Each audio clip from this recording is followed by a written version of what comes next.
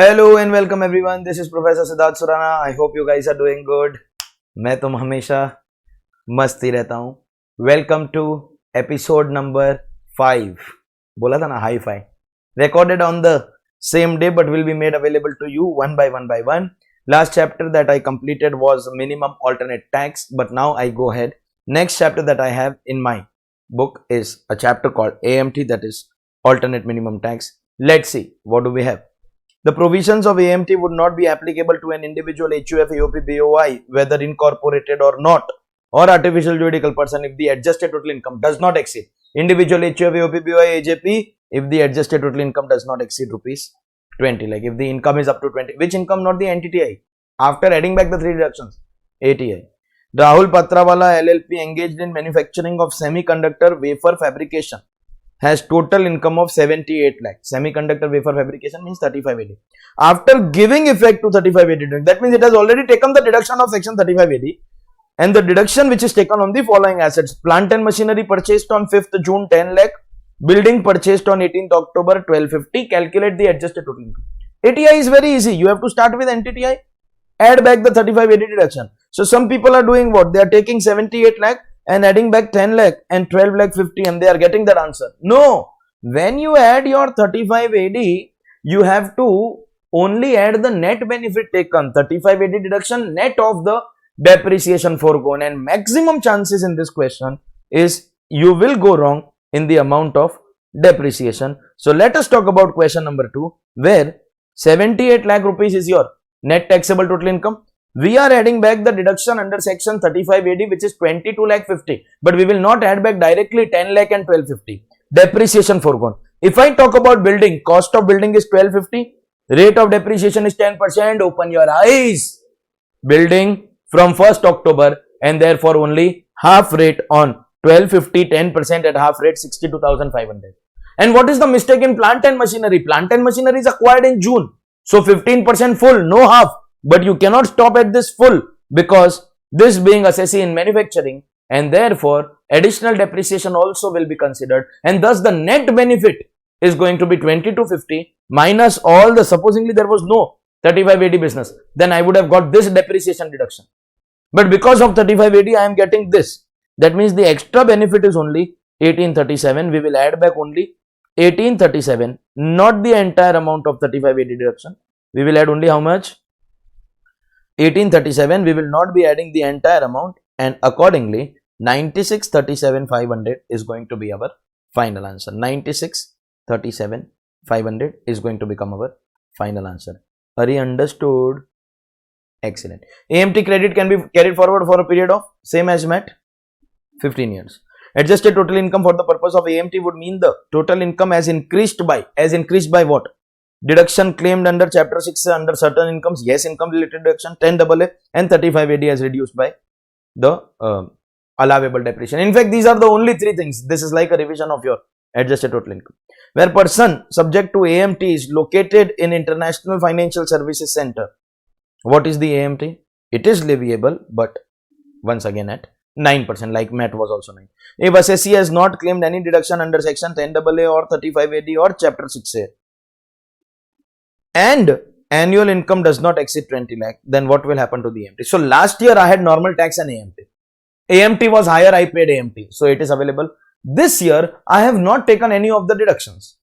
So this year AMT may not come, but the brought forward credit has to continue, because in any of the future 15 years it is possible that I take the deduction, then I have normal tax and AMT both, and normal becomes higher, then I will be allowed to take my benefit. It can be taken only in 1 year if I don't have, so what? I can carry forward for AMT credit, my AMT credit for a total period of 15 years. So 6 answer is going to be B. State whether true or false, no interest shall be paid. Of course, government is not going to pay you any interest on AMT credit. Mr. Sunny has a gross total income of 45 lakh under the head PGBP. One of his business is eligible for deduction at 100% of profits for AY 21-22. Profit from such business included in business income is 20 lakh. Compute the AMT credit. So you have 45, you have 20, you have to calculate the AMT credit. If you have to calculate the AMT credit, you have to first calculate normal tax and you have to calculate alternate minimum tax. If AMT is higher, then that will be paid and only then there will be credit. System is clear. But you have to be careful about also certain things. The 45 lakh that they have given you is PGBP. No, it's not PGBP. It is gross total income including PGBP. GTI includes PGBP. So look, in 45, हमने 20 lakh का deduction अभी तक दिया नहीं है. This is GTI. Now they can ask you same question by taking this as NTTI. Means actual income was 65, लेकिन 20 का deduction लिया तो 45. But in this question, ये जो 45 है, ये gross total income है. That means can I say we have included all the heads of income, but अभी तक deduction दिया नहीं है. So may I put it this way, that my net taxable income will be 25 lakh rupees. Net income is going to be 25 lakh rupees net income, because gross income is 45 lakh. So what will happen is, on net income of 25 lakh, I will calculate normal tax and then I will disallow the deduction, and 45 lakh will become my adjusted total income. On that I will calculate alternate minimum tax. Yes, we know that now SSC has got a new taxation regime under which AMT will not be applicable only. But if the question is saying compute the AMT credit, this means that you will have to assume that SSC is in old regime. If this was not asked, then we can calculate new regime. But if AMT credit is asked, that means SSC falls in old regime. Let's see how the tax will be calculated. Question number 8. Gross total income given to us is 45 lakh and this is GTI, so we will take deduction and normal tax on 25 lakh as per old regime. So up to 10 lakh we will have 1,12,500. Balance 15 lakh will be 30%. Accordingly you get 562.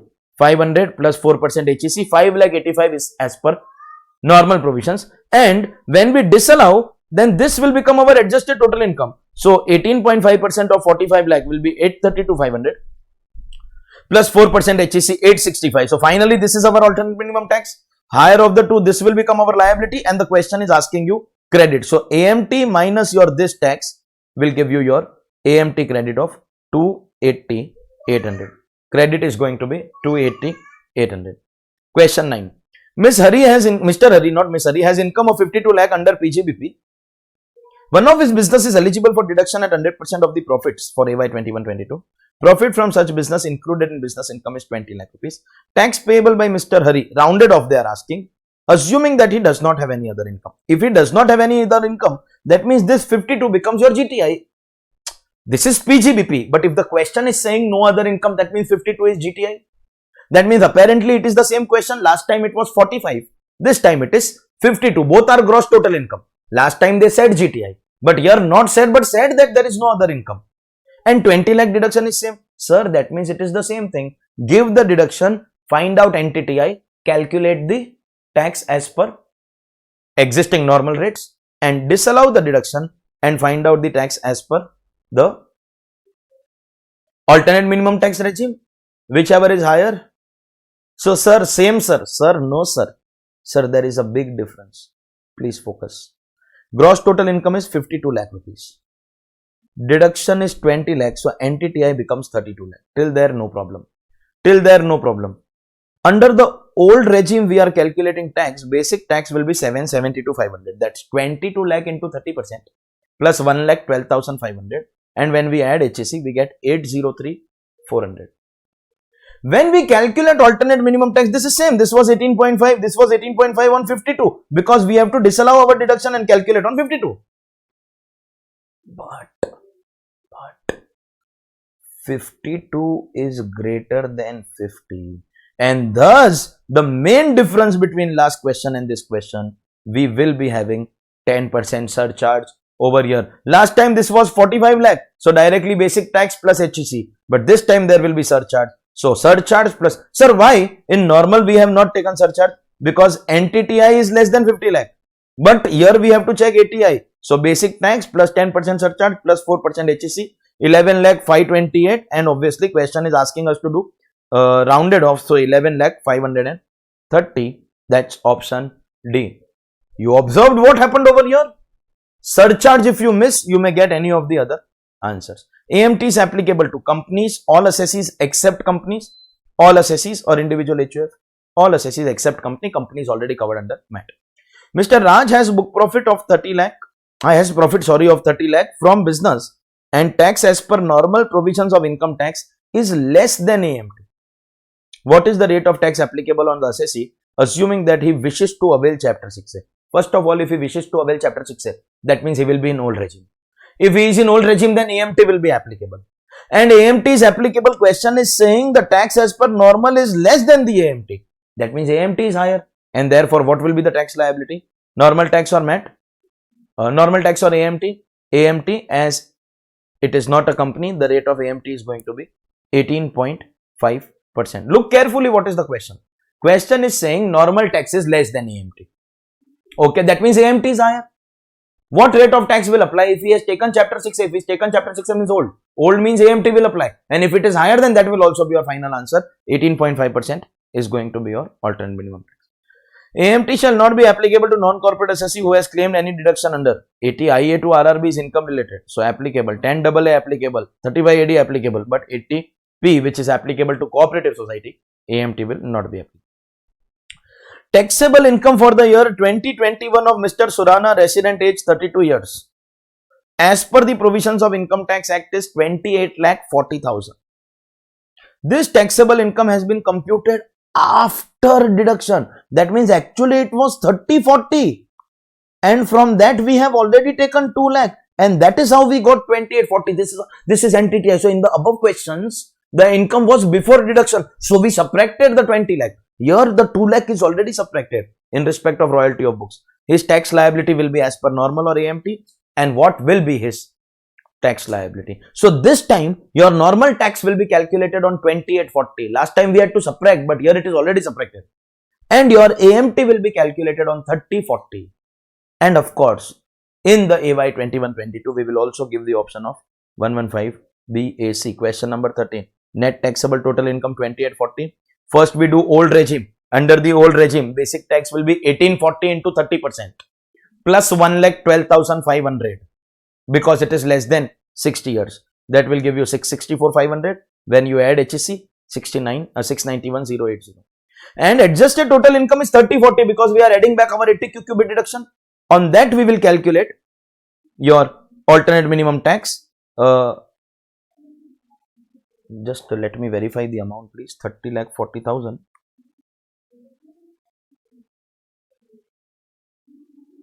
into 18.5% is 562,400. So this is not the basic tax. I think this is the final tax. 584,896 is the final tax. This is not basic. This is your alternate minimum tax all inclusive. So normal tax is 691. Alternate minimum tax is 584. Your answer is probably coming as normal tax, which is because whichever is higher, normal tax or alternate minimum tax, whichever is higher. But now from this year onward, we should give the assessee one more option. Take the income as per 115 BAC. So that's your income after disallowing your 80 QQB deduction. That will be 3040. And the new taxation regime up to 15 lakh rupees tax is fixed at 187,500. And the remaining 15,40,000 we will tax at 30%. 1540 into 30%. Plus 187,500, that will be your 649,500 plus 4% HSC, giving you tax of 675. Because the new taxation regime, observe carefully, new taxation regime is beneficial, we would suggest the assessee to go for new taxation regime. Now see, AMT of 584,896 is given in the option, normal of 691,080 is given, but this is the most beneficial of all. If I go in new regime, in fact, AMT will not be applicable also, and accordingly, this I will be choosing as my answer. Taxable income for the year 2021 of Mr. Surana, resident, age 32 years, computed as per provisions of Income Tax Act. This time it is 20,84,000. And the taxable income has been computed after deduction of 5 lakh under 80 JJA. Means once again, NTTI is 2084 after deduction. His tax liability will be as per normal or AMT, and what will be his tax liability? This time assume not opted. Good, no? So we have to calculate normal tax, alternate minimum tax, whichever is higher. Not opted for 115 BAC. Normal tax, can I say, will be calculated on 2084 as per old regime. Not opted for new regime. Sorry. And अरे होता है कभी कभी है. Alternate minimum tax will be calculated on 2584. So we have both amounts, 2084 normal tax and 2584 alternate minimum tax. NTTI 2084 normal tax as per old regime 1084 into 30% plus 1,12,500 plus 4%, 455,208, and 2584 we will apply 18.5% plus 4%, 497,162, this being higher of the two. normal tax or AMT, whichever is higher. 497. AMT 497, 162 is going to be your answer. And the last question. So observe, in AMT most questions are sum based question. Mr. Hari has income of 52 lakh under the head profits and gains of business or profession. One of his business is eligible for deduction at 100% of profits. The profit from such business included in the business income is 35 lakh rupees. Compute the tax payable rounded off, and assuming he has no other income, also find out the AMT credit. First of all, AMT credit is asked. That means AMT has to be calculated. Use your brain. They are asking AMT credit, means AMT will come. And if AMT will come, that means old regime. That means we have to calculate only two tax.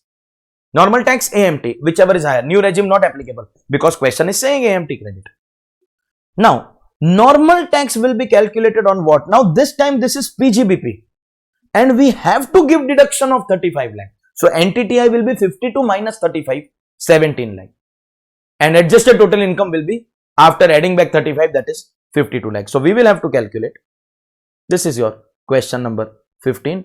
NTTI will be 52 minus 35 on 17 lakh, and as per old regime, because AMT credit is asked, that means AMT will come. That means old regime, because if in new regime, then AMT is not applicable. That 7 lakh into 30% plus 1 lakh 12,500 plus 4% HEC, 335,400. And when we calculate the adjusted total income, basically we will not get this deduction. If we don't get this deduction, then our adjusted total income will be 52. On 52, when we calculate 18.5, this is same as one of our previous question. Amount is same. Plus surcharge. Sir, surcharge will not come here because this is less than 50, but this is more than 50. So plus 10% surcharge, plus 4% HEC, 11 lakh, and obviously 530 nearest multiple of 10. This is going to become our AMT.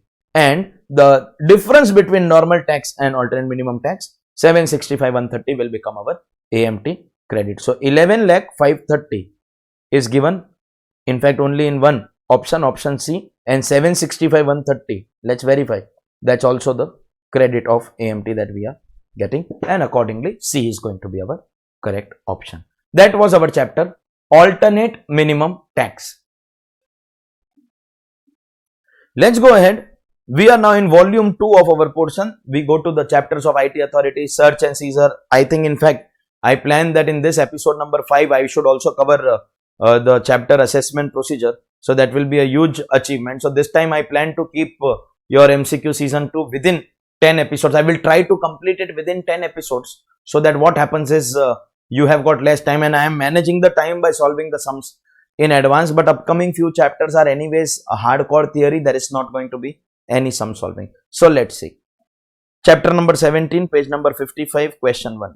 Circulars are binding on department, assessee, both or none. Circulars are binding only on the department. Assessee can challenge by way of writ petition. Principal Chief Commissioner, if authorized by board, can appoint income tax authorities from the rank of,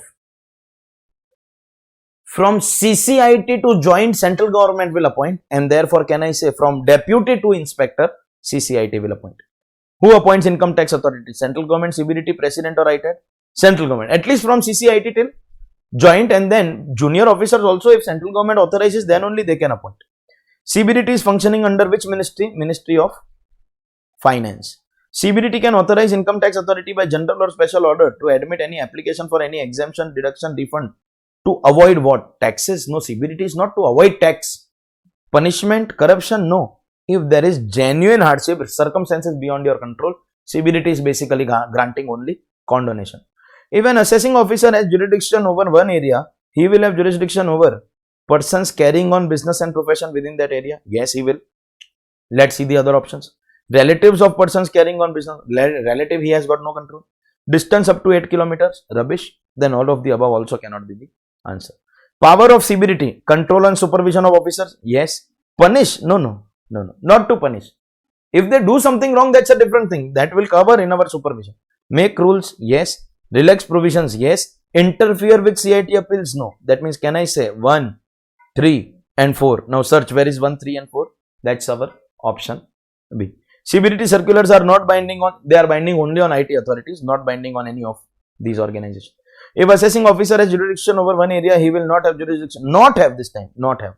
Persons carrying on business profession within that area, he will have. any other business located in other area of a person whose main business is in my area, then I have jurisdiction over that area.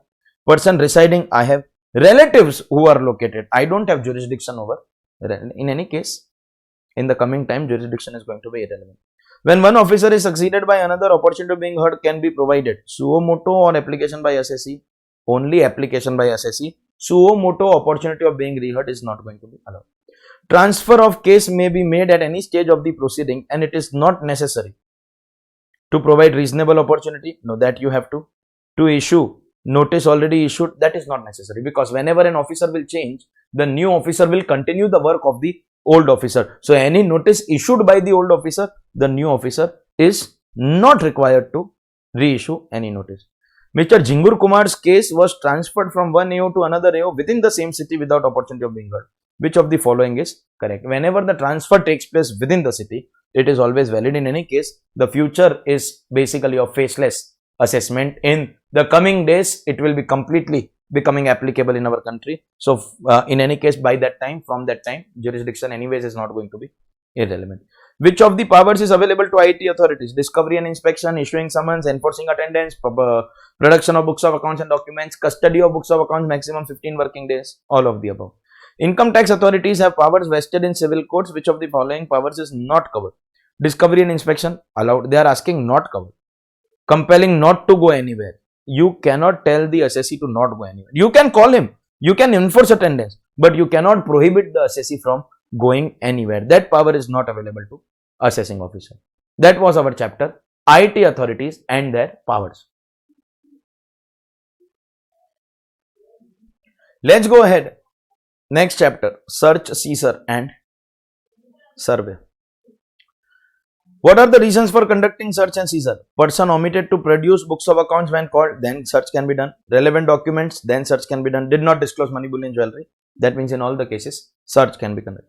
Books of accounts seized under section 132 for search and seizure should be returned within 30 days from the passing of order under section 153. Extension can be granted on two grounds: prior approval of CCIT, reasons in writing.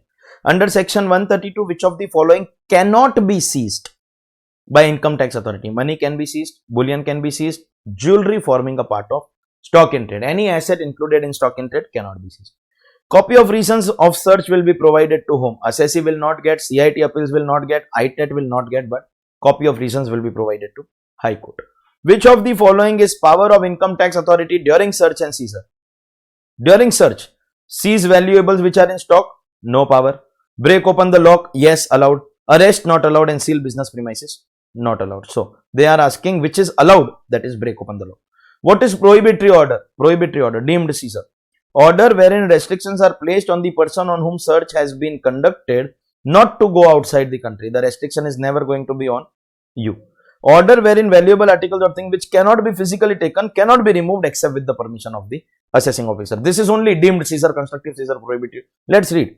Order wherein no entry should be made. Entry in books of accounts, your control, and stock in trade also your control, only B. During search and seizure under section 132, rebuttable. Rebuttable means you can prove that it is wrong, but otherwise we will presume that books of accounts belong to the assessee, contents are true, signature and handwriting of the same person of whom it appears, all of them are available as presumptions. Additional or joint commissioner can grant authorization. Normally CCIT, CIT will authorize, but additional and joint when they are empowered by CBDT. Application for release of seized explain assets under section. Application of release of seized assets under section 132 has to be made within, in how many days? Within a period of 30 days from the end of the month in which this is. For classroom purposes not relevant, but if you learn the objective question of it, that much work will be taken care of. When would provisional attachment of property cease to have effect? The validity of provisional attachment is valid for a maximum period of 6 months. Thereafter, the attachment will cease to have effect. Amount of seized assets exceed liability, then eventually the assessee shall be entitled to simple interest. Whenever assessee will get, they are bhikaris, number one. Bhikshagars, different language, different places of the country. But bhikari means beggar. When they will charge interest, they will charge at 1%. But when they pay you interest, they will pay only at 0.5%. On the basis of which of the following will the income tax authority release the seized asset? On the payment of all the dues, will the AO release the asset? On the payment of money equivalent to FMV? On income tax officer is of the opinion that releasing the asset will avoid genuine hardship? Only on explanation of nature and source. If he has seized any asset, you have to within 30 days from the end of the month explain the source of asset, then he will release, otherwise he will conduct a public auction. On receipt of application for release of assets and explanation of nature and source, the asset should be released within a period of 120 days. Not from application, but from seizure within a period of 120 days.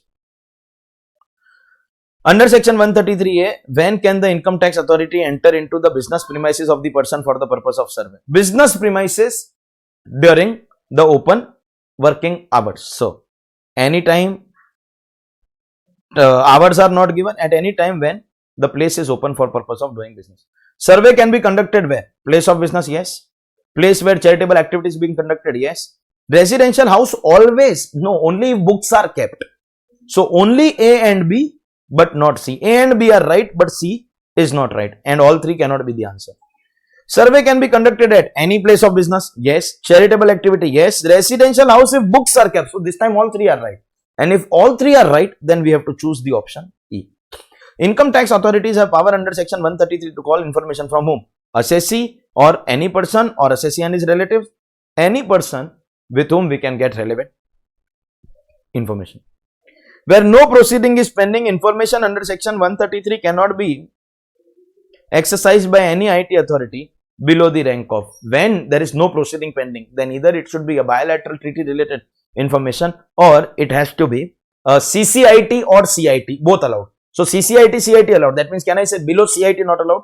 So, below the director or the principal director, they are same. Commissioner and principal commissioner are also same. Below them, they will not be allowed. Which among the following is a power of IT authority under section 133A for the purpose of TDS survey? In TDS survey, he will ask only related to TDS. So, place identification marks in books of accounts and take copies, that is required. So, he will come to know whether TDS has been properly deducted or no. But before concluding, we should read the option. Retain fixed assets, not relevant for TDS purpose. Inventory of cash stock, not relevant for TDS, only deduction has to be checked. And take cash stock, anything? No, only place identification. Notice is required to be issued under which of the following circumstances? Where do we have to give notice? Under 132, before conducting search, we will never give you notice. Same goes for survey. For collecting information also, we will directly come. Only for verification of information. So, if I have some information about you from some sources, then before using that information, I will give you notice. Which among the following is not a power of IT authority under section 133A? Not a power. Identification marks allowed. Retain books of accounts allowed. Inventory allowed, but taking with him cash, stock or any other valuable item. Main difference between search and survey is that under survey, seizure of assets is not going to be allowed. For authorization of search warrant by additional commissioner, he should be authorized by joint and additional only if they are authorized by CBDT. All proceedings before income tax authorities are going to be considered, proceedings before IT authorities are going to be considered as judicial proceeding.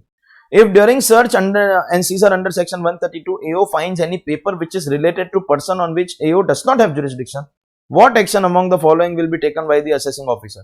Return it to the person, hand over to CBDT? No, hand it over to the AO who is having jurisdiction on that person whose papers were found. Cash or asset can be seized. Under 131, no power. 133A also no power. And door-to-door survey also no power. Seizure can be done only by conducting search. A search under section 132 of the Income Tax Act 1961 was carried out in the case of Mr. M on 20 December 16. So, this is after 15/12/16. The new penalty, admit concealment in course of search, then 30%, or then later if you admit or you don't admit, then 60% penalty. During the course of search, the assessee admitted additional income of 50 crore as additional sales. While filing his return of income in response to notice, he did not declare. Determine the amount of penalty excluding surcharge and cess. So, you have to declare in the ROI. If you don't declare, then directly 60%, and on 50 crore if we apply 60%, 30 crore is going to be your penalty. An assessing officer entered a hotel run by a person in respect of whom he exercises jurisdiction at 8:30 p.m. for the purpose of collecting information. See, I must tell you this one thing. Our section 133B, which is door-to-door survey, where only one power is allowed, 45D, no other power. That is also known as, it is one more name, power to collect information, is door-to-door survey, form 45D. So this is basically about door-to-door survey, which may be useful and for the purpose of the act. Hotel is kept open for business every day between 8 am to 10 pm as per the provisions of 133B. As I told you, power to collect information is nothing but 133B, door-to-door survey. AO cannot enter the premises at 8:30 pm since after sunset. No, business premises, business hours. AO can enter at 8:30 pm and take away the books of accounts. No, in door-to-door survey, only one power. Taking away books of accounts not allowed. So wrong. Wrong, wrong. AO can enter premises at 8:30 pm and take away books of accounts after recording reasons. Once again, wrong.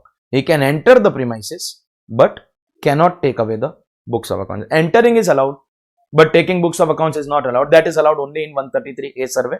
This is 133B. In the course of search operation under section 132 in the month of May 2020, Akash makes a declaration on the earning of income not declared in the respect of previous year 1920. He also explains the manner in which he has derived the income and he pays the tax with interest and declares in the return also. So he declares in search, declares in return, everything. Such cases, penalty will not be going away altogether. Earlier penalty was 10%, but now any search after 2016, penalty will be 30. So if you declare everything, then 30, and if you don't declare, then 60%. In the earlier question, did not declare, so 60, but here it is going to be 30. In course of search operations under section 132 in May 2020, Mr. Hari makes a declaration under 132.4 on the income of 1920 not disclosed in books of accounts. Mr. Hari explains the manner in which the income was derived and pays tax along with the interest in respect of income. However, he does not disclose in ROI. Is penalty leviable? You have to not just declare in the search, also declare in ROI. Otherwise, you will become a case of 60% penalty. Assessing officer under section 133A within his jurisdiction surveyed a popular cyber cafe at 1 am in the night for the purpose of collecting information, which may be useful for the purpose of Income Tax Act. 133A means all powers except seizure of asset. That's the normal survey. Cyber cafe is kept open every day between 2 PM to 2 AM. सबका अलग अलग time है. ये दोपहर को 2 बजे से लगाकर रात को 2 बजे तक खुला रहता है. तो क्या प्रॉब्लम क्या है? दैट मीन्स जब वो सर्वे हुआ उस टाइम पे वो खुला था. It was open, it was working hours, open till 2 o'clock and we came at 1 o'clock. He impounded and retained in custody books of accounts and other documents after recording his reasons for doing so for 12 days. So 15 working days allowed. Which of the following statements is correct? AO's action in entering cyber cafe at 1 AM and impounding books of accounts are in order. In 133A, enter in working hours and take books of accounts 15 working days allowed. If it was 133B, then entering allowed but seizure not allowed. But mostly 30A only appears to be right. AO's of action entering 1 AM is not in order since after sunset rubbish because business premises business hours. AO's action in entering at 1 AM and impounding books of accounts are not in order since he can enter only after, once again wrong. Okay, by the way, they are both right. And we know A is the answer. We are just checking. Assessing officer's action in entering is in order, but impounding is not order. Since he does not have the power. Agreed. He does not have the power under 133B, but the question is on 133A. So this will also be wrong, and accordingly, A will become your answer. That will also be wrong. A will be your answer. In the case of search and seizure, which of the following statement is not correct? Assessee can make an application to AO within 30 days from the end of the month in which the asset was seized for the release of explained asset. That's correct. We have to choose not correct. AO has to release the explained asset within 120 days. That's correct.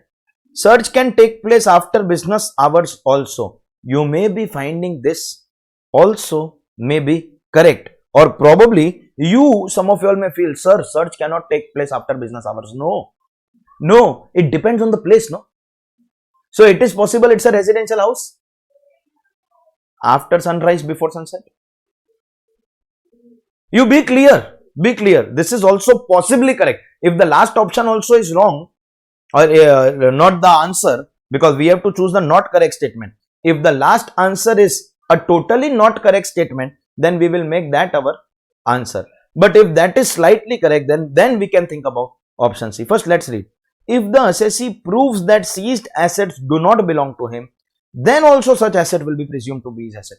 Books of accounts documents are presumed to be belonging to the assessee, but it's a rebuttable presumption. So if the assessee proves that it is wrong, then in that case, they will not be presumed. But here they are saying still it will be presumed. Then this is the most incorrect. This may appear to you as incorrect statement, therefore correct answer. See, what is the question? तुमको ना question पता होना चाहिए. अगर तुमको question नहीं पता है तो तुम कुछ नहीं समझो. क्वेश्चन आपसे क्या पूछ रहा है? Identify not correct. तो ये दोनों तो करेक्ट था, तो ये दोनों तो हमारा आंसर नहीं है. ये शायद आपको लग रहा था कि it is not correct, that search can not be conducted after business hours. Depend करता है प्लेस के ऊपर. It can be conducted after business hours and therefore this was also correct statement, so wrong answer. We have to find out incorrect. D will be our answer. Which of the following liability of tax cannot be recovered under 132B of the assets? Existing liabilities under income tax, they can be recovered. Liabilities determined on completion of assessment under section 153A can be determined and can be recovered. Liabilities by ITSC also can be recovered, but advanced tax liability of the current year cannot be recovered. Which of the following statement, once again not correct पूछा है, not correct. The reasons for conducting search cannot be disclosed to any person or authority or appellate tribunal. Right statement, wrong answer. Search करना है, wrong statement. Search can be conducted even after business hours. It can be conducted at midnight. अभी आपको बोला ना residential house हो सकता है या ऐसा कुछ हो सकता है, तो currently this is not going to be my answer. If it is open premises, business hours में जा सकते हैं, other premises we can go, so currently this will also not become our answer. In case of search, all assets can be seized excluding stock in trade. This is also right statement. IT authorities shall give reasonable opportunity of being heard before conducting the search. Rubbish आने के पहले बोलेगा मैं आ रहा है. काबिल movie, Hrithik Roshan आएगा ना, डरेगा तो नहीं. Nonsense. Which of the following statements are correct in relation to? Now this time you have to identify correct statement.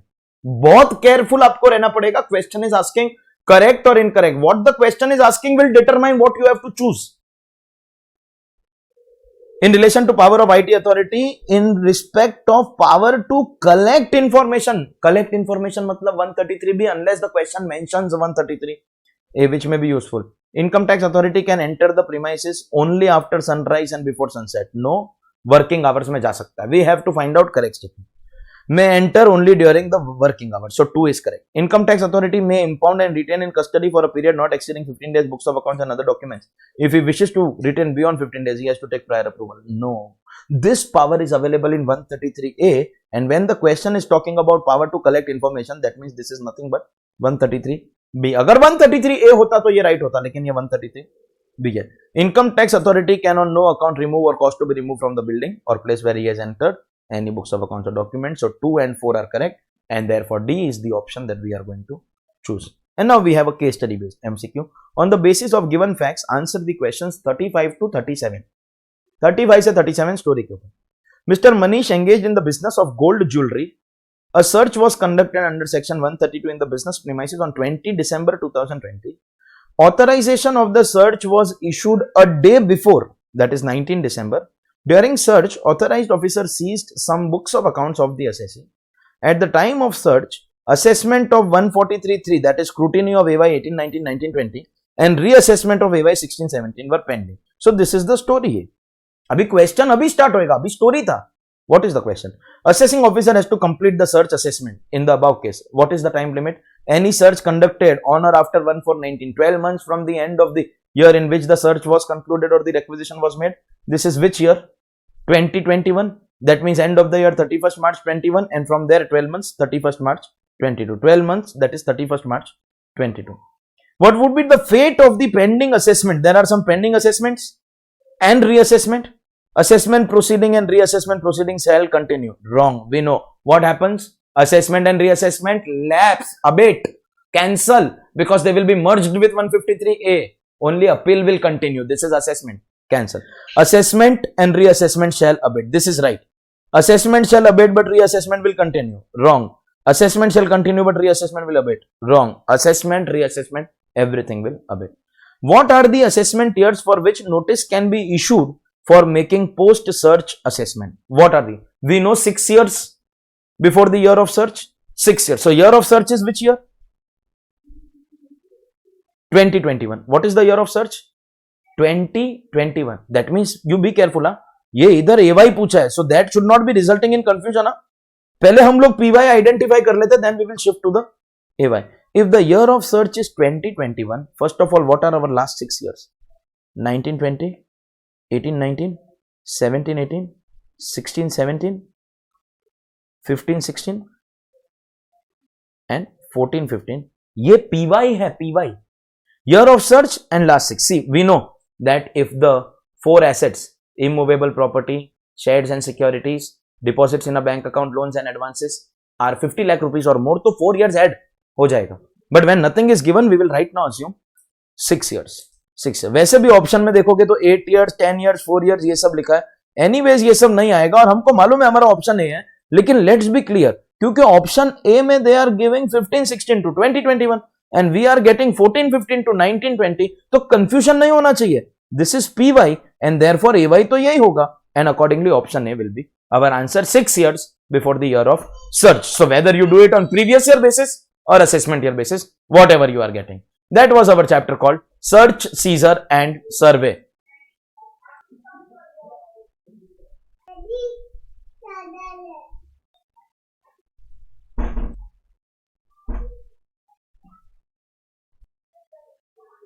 Okay, then let's go ahead. Last chapter for the episode number 5.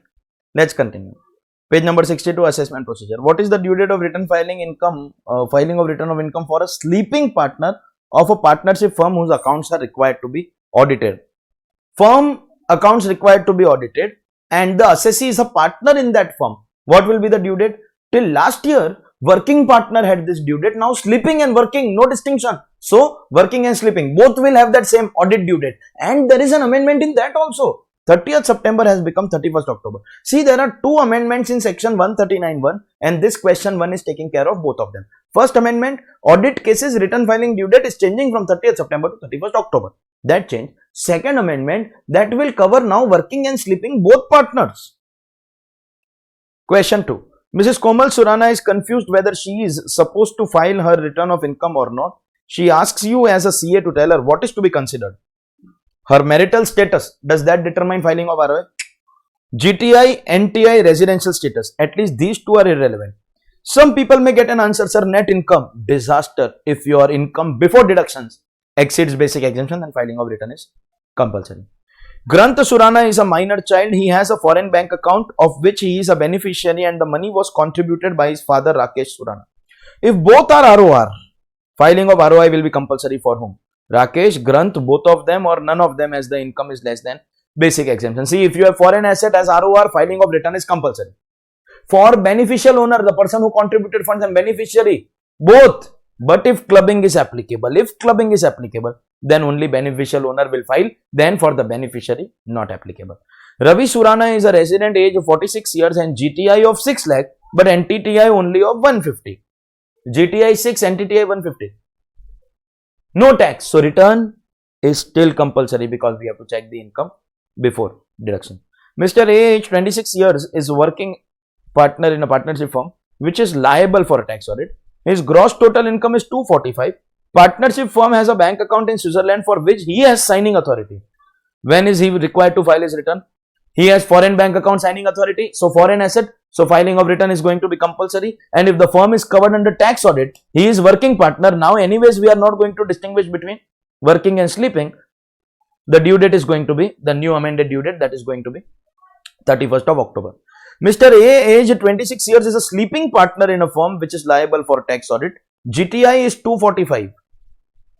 Now some are wondering, sir, active sleeping both 31st October. Mar gaya, gada, pagal, gadeda. If the income is 245, then he is not required to file return only because first you have to fall in compulsory filing. Sir, then why he came? Because he had signing authority. He had signing authority, so compulsory. So compulsory, so due date, and due date we check October because firm has tax audit.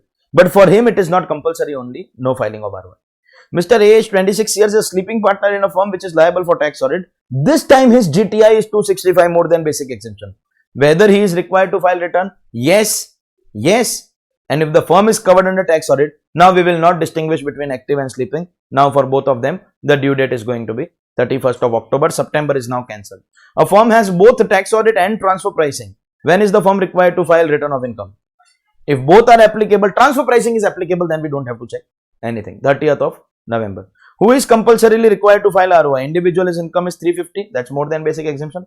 Company, firm, yes, all of the above. Loss not allowed to be carried forward in case of a belated ROI will be which loss? Business loss? Yes, not allowed to be carried forward. Capital loss? Not allowed. But house property is allowed. So only 1 and 2, option A. Loss allowed to be carried forward in case of belated ROI. Business loss not allowed. Capital loss not allowed. House property allowed. UAD allowed. Speculation not allowed. And accordingly, our answer is option A, 3 and 4. Filing a belated return shall attract what? Interest will come, fees will also come, disallowance will also come, chapter 6 income related will come, all of the above. State whether true or false. Belated return cannot be revised. Some years ago it was true, but now it is not true. Now it has become false. AY 1718, 4 years ago. A return can be revised only by way of fresh ROI, writing a letter, your choice. Once filed cannot be revised. Only fresh ROI, Supreme Court, go ahead, India. Procuring PAN is mandatory for everyone? No. All persons with financial transaction exceeding 250, non-resident. You may get a feeling, sir, this is not correct. This is not correct. B is correct. Wait, there is a mistake. B is not correct because they have said all persons. Resident excluding individual. What is the rule? Resident excluding individual if transaction more than 250. All is not correct. And if this is also not correct, then option chosen has to be D. Procuring PAN is not mandatory. Minor child, not mandatory. Farmer, non-resident, all of them not mandatory. State whether true or false. Employee who has filed a return of income to his employer shall be deemed to have furnished of return under, yes, because the employer is going to be doing a bulk filing. Which of the following persons are required to file the return only if their GTI exceeds basic exemption? For college, there is a different section. For business trust investment fund, we have different subsections in 139. But for body of individual, we have to check GTI exceeding basic exemption limit. Time limit for filing a belated return. What is the time limit? 139 for end of the assessment year or completion of assessment, whichever is earlier. End of the assessment year, completion of assessment, whichever is earlier. Which of the following persons are mandatorily required to file return of income irrespective of their total income? Company, LLP, firm, all of the above. Quoting of Aadhaar is mandatory in which of the following cases? Sale, purchase of motor vehicle, you have to give Aadhaar. Opening of bank account, demat account, every financial transaction. In fact, now PAN also you don't give, but Aadhaar is mandatory. Person carrying on business whose total sales exceeds how much? If your total sale exceeds 5 lakh rupees, then procuring PAN is going to be mandatory for you. Which of the following persons are compulsorily required to file ROI? Umesh having total income of 8 lakh 10, compulsory. Jayesh ROR who has house in Dubai but no income in India, ROR foreign asset, compulsory. Partnership firm having total turnover of 4 rupees also, loss also, firm always. So all of the above. When a payment is made for sale or purchase of immovable property of an amount exceeding dash, whenever you are doing immovable property transaction exceeding 10 lakh rupees, quoting of Aadhaar is going to be mandatory. So in statement of financial transaction only when 30 lakh rupees, but here it is 10 lakh. Every person is required to mandatorily quote Aadhaar number where in PAN application also and in return of income also, both places compulsory. If Aadhaar number is not available, then you may quote what? The temporary ID, that is Aadhaar enrollment ID. Who among the following will verify the return of a company? Founder, managing director, senior most or auditor? The responsibility of verifying return for a company is going to be that of managing director. Who among the following will verify the return of the company whose insolvency application is accepted under IBC? If insolvency application is accepted, means the entire matter is under the control of insolvency professional. Quoting of Aadhaar number, this will help you to revise a CBDT circular. Quoting of Aadhaar number is not applicable to people in the state of Assam, to anybody who is non-resident, anybody who is 80 years, an individual who is not a citizen of India. Quoting of Aadhaar is not applicable to all of these cases. Actually, Aadhaar is only not applicable for non-citizen, for Assam. Aadhaar is only not applicable. People who are 80 years, their retina fingerprint are not recorded properly in the machine. Therefore, not mandatory. Can a chartered accountant be TRP? No, he is not interested also. Following is to be paid with self-assessment tax. Interest you have to pay with tax. Fees you have to pay. But penalty you don't have to pay. And what is the question? Not to be paid. not to be paid. Penalty not to be paid. That only if the AO gives you notice. For an assessee who does not file ROI even after 142(1) notice, penalty of 10,000. Best judgment assessment, both A and B, but show cause notice to be sent. For 142(1) default, show cause notice not to be sent. Penalty of 10,000, best judgment. Special audit under section 142(2)A has to be completed within time given with extension 180 days. Time given with extension 180 days. For an assessee who does not comply with 142(2)A notice, penalty of 10,000, best judgment assessment, both. But this time, show cause notice has to be provided. So this time our answer will be D. Before directing special audit, AO has to take approval of higher authority and also provide the assessee a reasonable opportunity of being heard. Time limit for issuing intimation by AO under 143(1). What is the time limit? 1 year from the end of the year in which the ROI was filed. Time limit for issuing notice by AO under section 143(2) is within what? Some people must be getting, sir, 6 months, 6 months, 6 months. Not prescribed. The time limit is for, read the next question, time limit for serving the notice is 6 months from the end of the year in which the ROI was filed. If the question is asking about issue, remember, for scrutiny notice, time limit is to serve. There is no time limit to issue. For an assessee who does not comply with scrutiny notice, penalty of 10,000, best judgment, both, but here also show cause. Show cause has to be given in all cases except 142(1). 143(3) with respect to AY 21-22 has to be completed within how much time? From the end of the assessment year. For the current year, the time limit is going to be 12 months from the end of the relevant assessment year. Best judgment assessment is also called ex parte, smart order, logical order. The names are logical. Faculty believes in logic, that is why. But the name given as per law, ex parte order. One of the features of best judgment, no refund can be given. Yes. Appealable. Yes. No opportunity if it was 142(1). Yes. And that means all of the above. Eligible assessee to which draft order will be sent under 144C, that's your dispute resolution panel. That is provision for constitute of alternate dispute resolution is foreign company and any person whose case there is transfer pricing adjustment, both assessees will be getting a draft order. Protective assessment can be done for the recovery of tax. Ramesh Suresh, for the recovery of tax, but not penalty. This can be done only for the purpose of recovery of tax. JCIT can issue directions to the assessing officer. Suo motu also, application of assessee, reference to AO, all of the cases. Directions given by Joint Commissioner on AO are binding. Yes. Not binding. No. Binding, but if prejudicial to assessee, then opportunity. See, A is right, but C is more appropriate. And MCQ is about most appropriate answer. Discretionary baja, 142(1), 143(2), 142(2)A, they are compulsory baja cases. Discretionary baja if non-compliance of ICDS. Interest on compensation will be taxable. Year of receipt. Always IFOS, year of receipt, flat 50% deduction. Always IFOS, year of receipt, flat 50% deduction. Government grants which are not taxable immediately. What are those grants? If it is related to fixed asset, it will be subtracted from the cost, and if it is given as corpus of a trust, then not taxable. So government grants which are not taxable immediately will be both of them. Time limit for completion of assessment under section 144 dash months from the end of the AY in which the income was assessable if reference was made to TPO. So normal answer is 12, but if a reference is made to TPO, then 12 cannot be your answer. 12 will not be your answer. 24 months.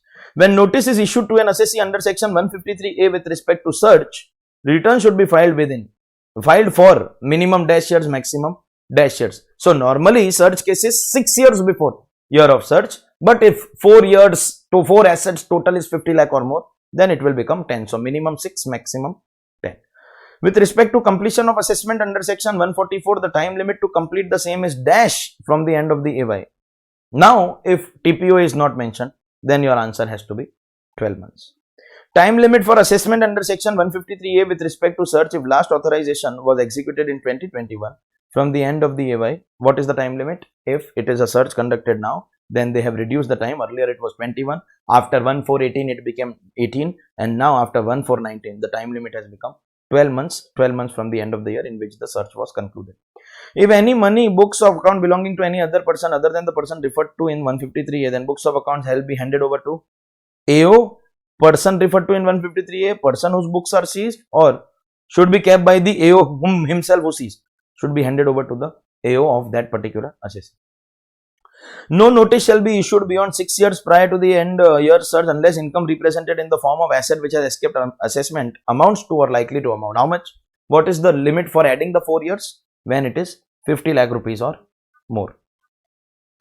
Assessment order under 154 will be amended. Rectification. If apparent from records, change in opinion, both or cannot be rectified. Only mistake apparent on record can be rectified. 153D provides that an assessment of such cases in respect of each AY referred to in section 153A shall not be made by an assessing officer below the rank of. In order to make search order, you need to be minimum joint commissioner. Lower level officers are not allowed to pass assessment order for search case. Minimum it has to be joint commissioner. Time limit for rectification 154. Actually, ignore the options. You should be able to give the answer without options. 4 years from the end of the year in which the order was passed. And what about 155? 4 years. This is future event. 4 years from the end of the year in which the future event took place. Correct? To issue notice under section 148 for income escaping assessment up to 4 years from the end of the assessment year, we have to take the permission of joint commissioner. And when we do it beyond 4 years, then we have to go to CCIT or CIT. Rectification can be made suo moto, application by the assessee, or both. Both. Obviously, if it is suo moto, then opportunity of being heard has to be provided. To issue notice under section 148 after 4 years, within 4 years joint commissioner, but after 4 years it has to be CCIT or CIT.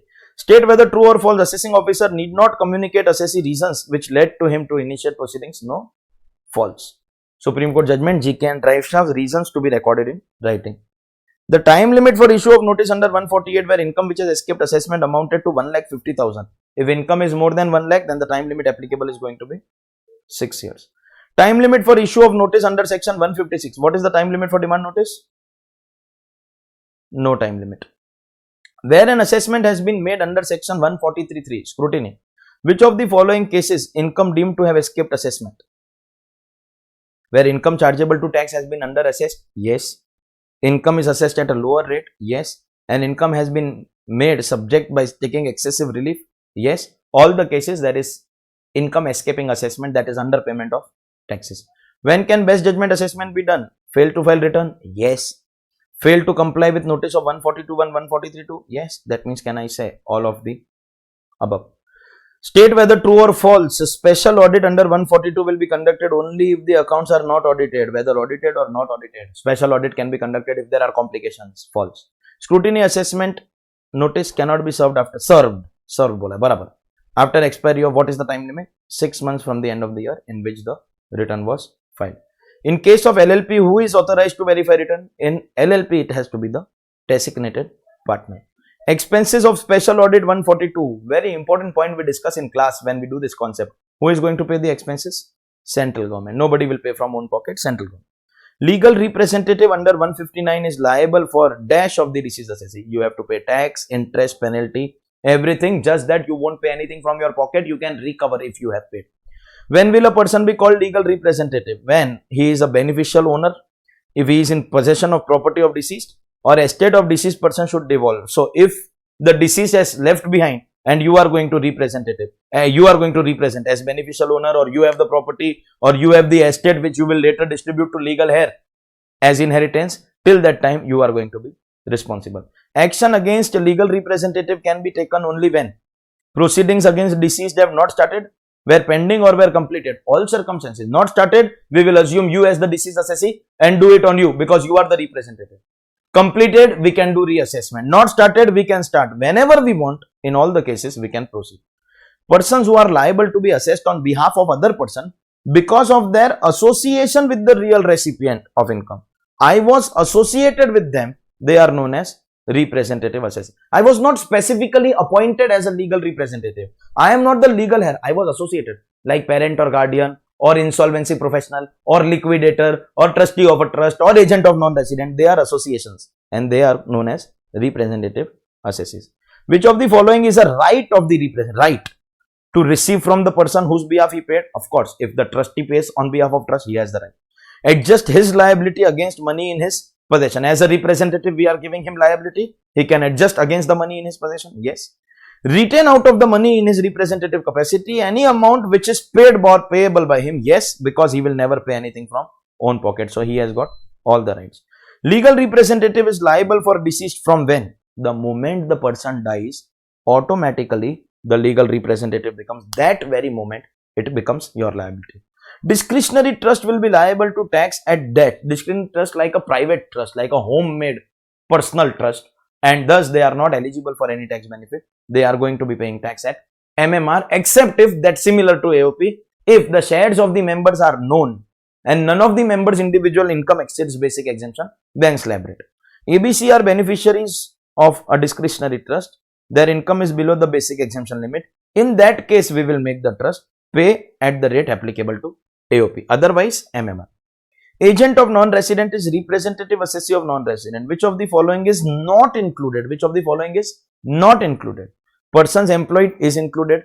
Trustee of a non-resident is included. If you are having business connection with the non-resident, you must be making any kind of payment or anything, then you also will be included. And question is asking, not included, none of the above. Who is appointed to carry out the instructions and wishes of the deceased and to administrate the estate? Who is appointed? The legal executor, who will execute the whole will on behalf of the deceased and distribute it to the legal heir. In case of disagreement between principal and representative assessee, such representative assessee may secure from dash. See, you are the main assessee and I am the representative. Then there is dispute. You are saying that you don't have to pay that much tax, but I will have to pay from my own pocket. Then I can take a certificate from the AO, and whatever amount AO gives, that much I will recover from your money, and only the balance I will repatriate to your legal heads or anybody else who is related to. Income which is earned during the financial year is not charged to tax in that year, but in the next year. What is the exception? If you are leaving India, then we will make you pay tax. AOP BOI for a particular event, then later on you will be dissolved, so we will make you pay tax. If you are likely to alienate, we have fear, then we will make you pay tax, or a discontinuance. In all these cases, we will make you pay tax immediately. When a business is succeeded by another person, income from the start of the year to the date of succession will be taxable for whose hands? Predecessor. And from succession till the end of the year, in the hands of succession. On the death of a person, executor will be responsible for the estate of deceased. An assessment will be made on him. How will the residential status of the executor be found out for the assessment? See, when we are assessing you on behalf of the deceased, then we have to take your residential status like the deceased. We have to assume you to be the deceased, and accordingly we are going to find out what is going to be the residential status. In other words, residential status of the deceased is going to be made applicable. Legal heir will be responsible for the income of the deceased from when? Right now discussed, from the death of the deceased. Sorry, that was legal executor. Executor will be responsible immediately. This is legal heir. Initially, my bad. Initially, he will not get control over the asset. Initially, he will not get control. Initially, all the assets are going to be under the control of the executor. As and when the executor completes distribution, then only he is going to be liable. So, representative assessee will be liable from day one. Executor will take over, inherit the estate for distribution purposes. Then executor from date of death. But once the distribution is over, then the responsibility will be in the hands of legal heir. State whether true or false. If the liquidator after winding up fails to comply with any of the condition, then he shall be personally liable. Yes, because that is the responsibility we gave you. In case of private company, when any tax is due, that shall be liable. Shareholder, employer, creditor or director? Director will be liable. In fact, even if after you resign from directorship, you will be liable. Assessment order under 143(3) in case of Mr. Z was passed on 31st March 20 and notice of demand was given on 2nd April for levy of tax and interest. Z paid the tax and interest on 12th April. An application was filed on 27th April before the AO to grant immunity from penalty, and the said application was rejected on 14th May. The said order of rejection was served on 15th May. By what date an appeal against the assessment order should be presented? By what date we should be present? See, understand first of all, this order is appealable where? CIT appeals. If we have to appeal to CIT appeals, what is the time limit? 30 days, not from passing of order, 30 days from copy of order. So that means, can I say normal time limit was 2nd April plus 30 days, that is 2nd May. But in between this period, I made an application for waiver of penalty, and 270AA penalties chapter, that waiver is given only on the condition that this tax is final. You will not appeal against the tax. So we did not appeal. But one day that petition got rejected. So now we can appeal, and whatever time lost in that rejection. So we applied on 27th April.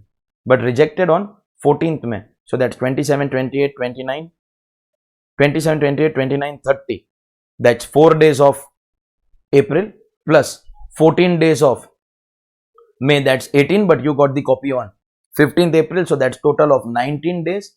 2nd May plus 19 days. On 21st May or up to the 21st of May, we will be allowed to make our CIT appeal. Understand please, we go to CIT appeals 30 days. But in between, if we request for penalty waiver, then appeal not allowed. But if the rejection of penalty waiver application takes place, then appeal allowed. But the time lost will be extended. So we lost 19 days. So we have 30 days which expire on 2nd May. But when we add 19 days, 21st May will be our answer. Which of the following cannot be corrected while processing the return of income under 143(1)? Cannot be corrected. Arithmetical error can be corrected. Incorrect claim can be corrected. Disallowance of expenditure indicated in the audit report but not taken into computing. That also can be corrected. Addition of income appearing in form 26AS.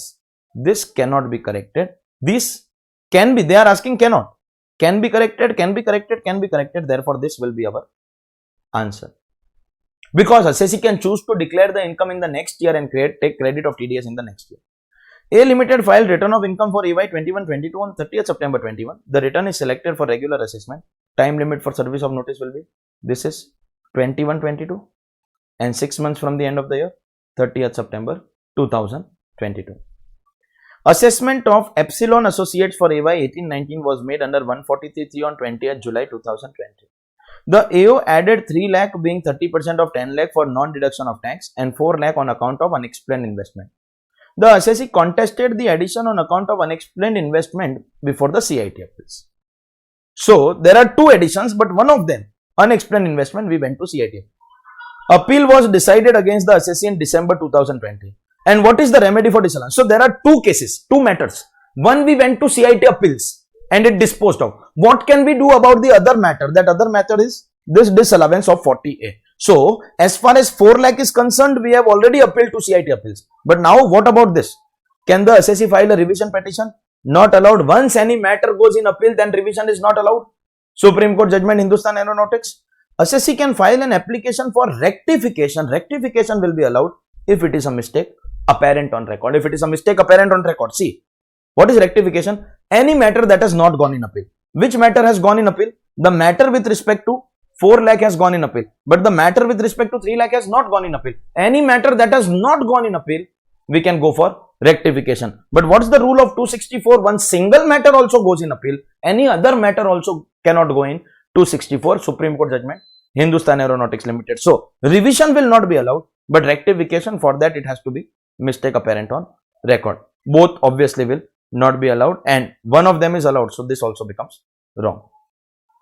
This, if you don't focus, you will go wrong. So, please pay attention. Mr. Kamesh completed his studies in April 2008, started his export business in Mumbai in July 2008, purchased a flat in Mizoram in Jan 2009, and plot of land in UAE in February 2012.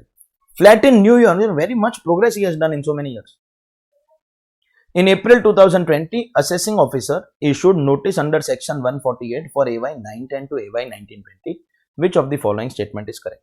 Your mind probably will say that notices are correct because he is a resident, he has got foreign asset, and therefore 16 years, and therefore from 2008, this is previous year 8-9, so AY 9-10, till now it is correct. But listen, please, let's be clear that the foreign asset was acquired by him in the year February. See, till January 2009, he had only the flat in Mizoram.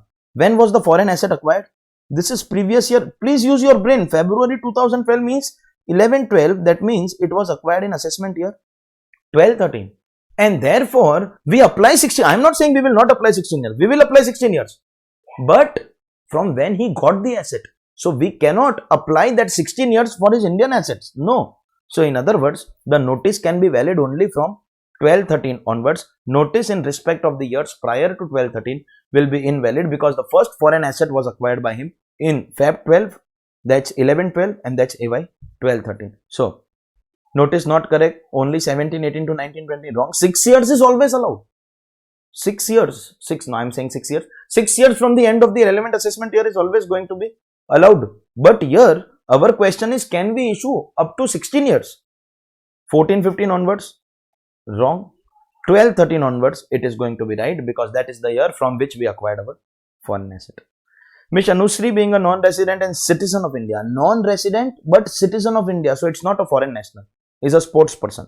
She shall be mandatorily required to file ROI for the AY 21-22 if she holds assets outside India, even though she does not have taxable income in India. That asset outside India point is not applicable to non-resident. If she has income exceeding basic exemption limit, but after taking into deduction her income falls below. Anyways, we don't have to take this income, no. We have to see before. So this is right. And supposingly she was a foreign national sportsman, then you have an exception. But here this is not an exception. So this is right, but let's read.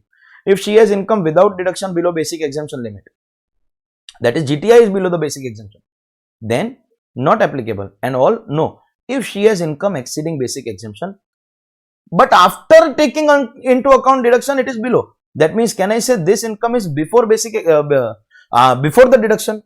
If she has income exceeding the basic exemption limit, but after taking into account deduction, her income falls below. That means this income which is exceeding basic exemption limit is before deduction. And if before deduction, that means GTI, that means return filing is compulsory. In case of a company, assessment proceeding under 143.3 for AY 17-18 were completed on 31st March 19. The assessment order was issued on 31st March 19 and it was served on 6th April. Notice of demand was given on 10th April. Assessee aggrieved by the order of AO wishes to file an appeal. What is the time limit to file an appeal? The time limit is 30 days, but not from passing of order, not from demand notice, but from getting a copy of the assessment order. And 6th April plus 30 days is going to give you 6th of May. Mr. A files his return of income but inadvertently did not claim expense amounting to 1 lakh in return. The date of filing revised return has also expired. AO under 143.3 has made an adjustment by disallowing the expense amounting to 3 lakh. Mr. A can claim expense. What is the way? Revised return is not possible. Then what's the only way in which you can do it? Because it is a mistake apparent on record. You can file for, this was actually held in a case law also, that if there is genuine mistake, then it has to be rectified. Whether it increases or decreases tax is irrelevant. Mr. Shiv was travelling from Delhi to Jodhpur on 5th July 2019 carrying fixed depository receipts FDR of 20. The said FDR were seized by police authorities and subsequently requisitioned by income tax authorities under section 132A. The requisition was made on 20th July 2019. Now the assessing officer issued notices to Shiv under section 153A for AY 1011 to AY 1920, whether the said notices issued by the assessing officer under section 153A are valid. Listen. When was he traveling? 20th July. Let's see. AY 1011. Count 6 years from the end of the AY. No, this was 132A. So we have to talk about year of search or requisition plus last 6 years. So this is which year? 1920. What are our last 6 years before the search or the requisition? 18-19, 17-18, 16-17, 15-16, 14-15, 13-14. Previous year 13-14 to previous year 18-19, because this is taking place in which year? 1920. So if we do it AY wise, then AY will be AY 14-15 to AY 1920, because PY 13-14, so AY 14-15. Last 6 years before the requisition. And AY has given notice from AY 10-11. That means I think he has given 4 extra years. Definitely those 4 years are valid or invalid is what we have to decide. See, normally it is allowed only for 6 years. Can 4 years be added? If 4 assets during those 4 years amount to 50 lakh or more. 4 assets during those 4 years, if they amount to rupees.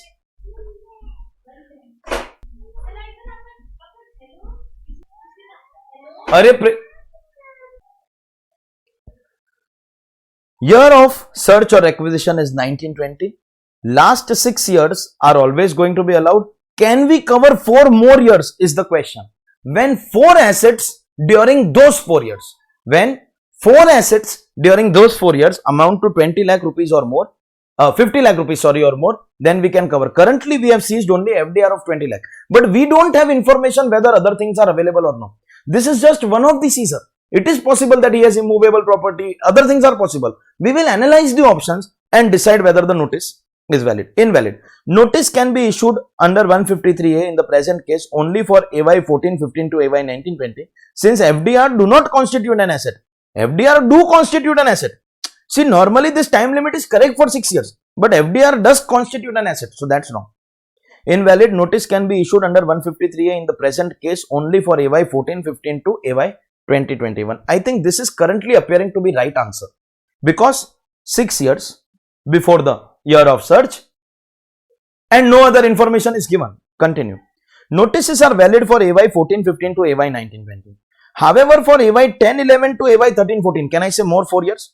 Notices can be issued under 153A only if the assessing officer has any evidence which reveals that income represented in form of asset greater than or equal to 50 lakh. That means, listen, this is right. I am not saying no, but this is more appropriate. And be clear about MCQs, those who have been watching till this episode and going to continue. Let me be clear, what is MCQ? You have to choose the most appropriate answer. I am not saying B is wrong. If C was not given, then B is absolutely wrong. But what is C saying? 1415 to 1920 is valid. If I have more information, I can give more also. And that is more appropriate. Normally, if there was nothing given, then we could have chosen B as the answer because 6 years valid. For 4 extra years, it has to be 50 lakh. That means that is one of the conditions that we are discussing in the law, and that condition only they are writing in the option, and accordingly you will have to choose this. All notices always valid is wrong. The confusion is between these two. I will again say B is right, but C is more appropriate. MCQ is about choosing the most appropriate answer. Here notices are valid, and if he has more evidence of 50 lakh, then he can add 4 years also. That is going to be your most appropriate answer.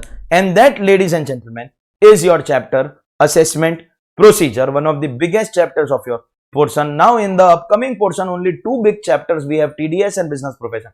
Quite a few chapters. Till now we have finished 19. Quite a few chapters, but big chapters only 2: TDS and Business Profession. Business Profession, I think I have about 350 questions or something, 350 MCQs in PGBP itself. So let's go by the flow. This was the end of your episode number 5. I will see you in episode 6, and if you continue with me, exemption will be fixed. See you guys. Bye bye. Take care.